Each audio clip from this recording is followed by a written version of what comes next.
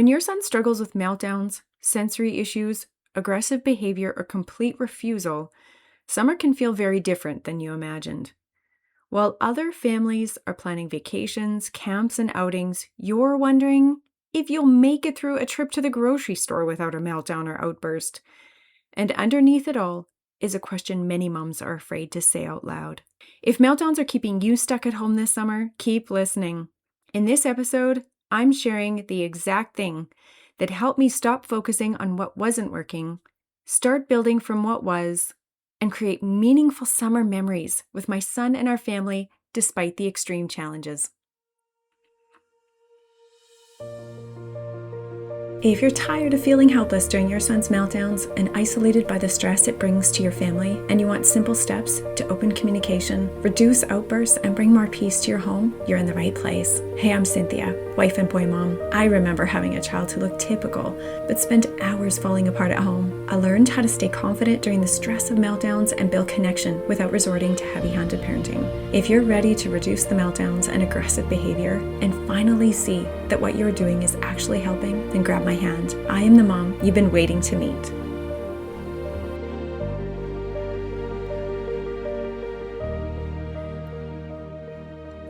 Looking forward to summer was kind of a catch-22. It was hard to know what to plan, knowing my son might participate and most likely he wouldn't. This gets tricky and frustrating when you have other children excited for all that summer brings. We had to keep summer activities affordable as we lived on one income, but the biggest reality we had to come to terms with was this. No matter how much planning went into it, no matter how fun it sounded, there was a very good chance our son wouldn't participate. Sometimes it was full-out refusal. Sometimes it was a massive meltdown. At times it was a violent outburst, but often he simply couldn't join us. What can you do if you're stuck at home? I'm going to start with what not to do, because here's the mistake I made. I looked around at what other families were doing or seemingly able to do, and it caused me to falter big time. When they say comparison kills, it's true. I'd plummet hard and fast into a cycle of not being enough or not being able to get my family to a place where we could do these things too, without ending in a heap of tears, fit of rage, and screaming or worse. Vulnerably, I share my list of what I thought we were missing out on. I wish I could actually see your response when I read this because I'm pretty sure you will resonate. All right, here goes. A peaceful car ride, watching a parade, sitting to eat in a restaurant, kids or family camp, staying for an entire activity, family photos. It's difficult to not wish it was easier. And then comes the guilt for feeling this way. Because you love your son. You're not wishing he was different. You're wishing things were easier for him, easier for your family, and easier for you. And sometimes admitting that feels hard. Would you like a plan for summer and beyond?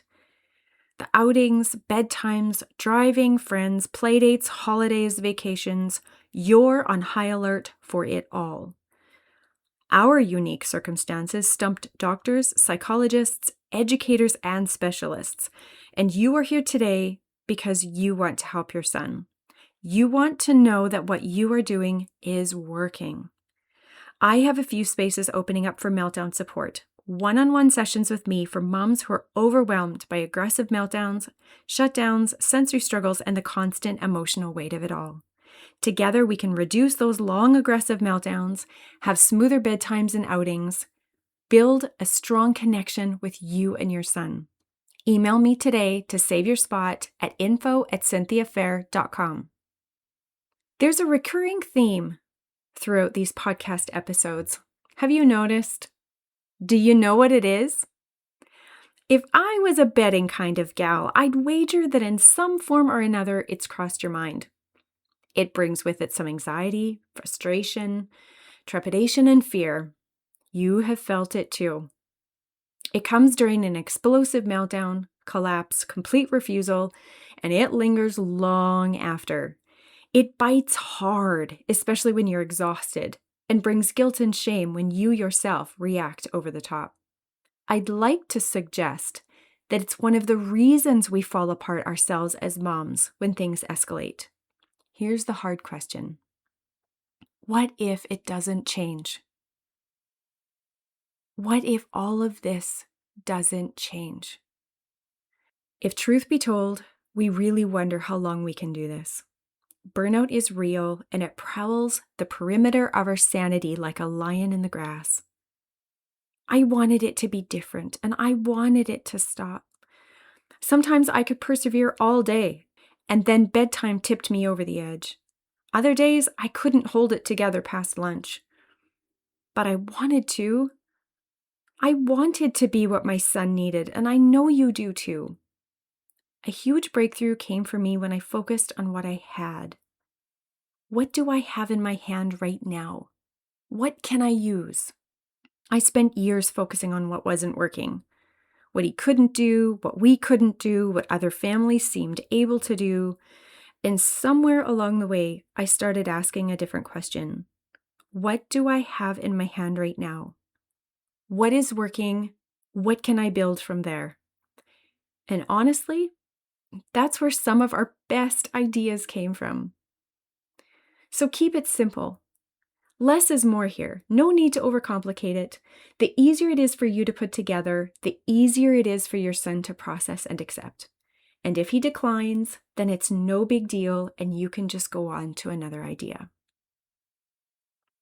Focus on what works. What does your son say yes to often? Follow his lead. If hiring someone for family photos causes major upset, then use your phone or camera and catch your kids in action and take funny selfies together. If sitting in restaurants goes sideways most every time, then order in and eat in the comfort of your home. Watch the parade on TV if you can't attend as a family. If family camp is way too stressful, perhaps you can set up a tent in your backyard and have a small campfire. And if that's not an option, build a fort out of cushions and blankets and sleep in there for the night. Create a make-believe fire and pretend to roast marshmallows. I really wanted my son to be able to attend daily vacation Bible school at our church, and it didn't work for him at all.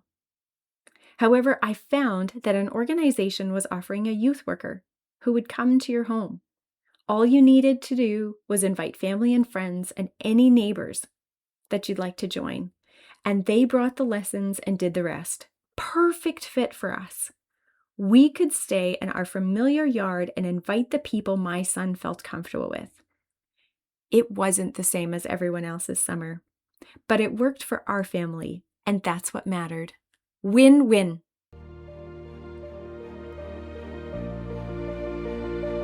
Hey Mama, I hope you enjoyed today's episode.